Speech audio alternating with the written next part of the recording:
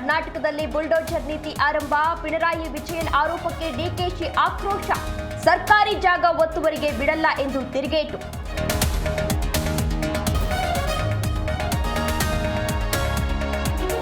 ಸಂಪುಟ ಪುನರ್ರಚನೆ ಬಗ್ಗೆ ಯಾವುದೇ ಮಾಹಿತಿ ಇಲ್ಲ, ಮಾಡಿದ್ರೆ ಹೈಕಮಾಂಡ್ ಸಿಎಂ ಡಿಸಿಎಂ ಮಾಡಬಹುದು. ಹುಬ್ಬಳ್ಳಿಯಲ್ಲಿ ಸಚಿವ ಸಂತೋಷ್ ಲಾಡ್ ಹೇಳಿಕೆ.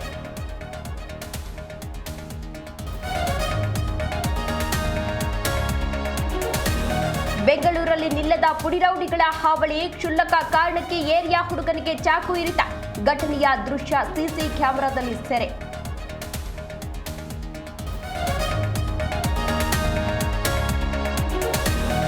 ಬೆಂಗಳೂರಲ್ಲಿ ಪತಿಯಿಂದಲೇ ಪತ್ನಿಯ ಭೀಕರ ಹತ್ಯೆ ಮಾಡಿ ಪೊಲೀಸ್ ಠಾಣೆಗೆ ಬಂದು ಪತಿ ಸರೆಂಡರ್. ಸಂಪಿಗೆಹಳ್ಳಿ ಪೊಲೀಸ್ ಠಾಣೆಯಲ್ಲಿ ಪ್ರಕರಣ ದಾಖಲು.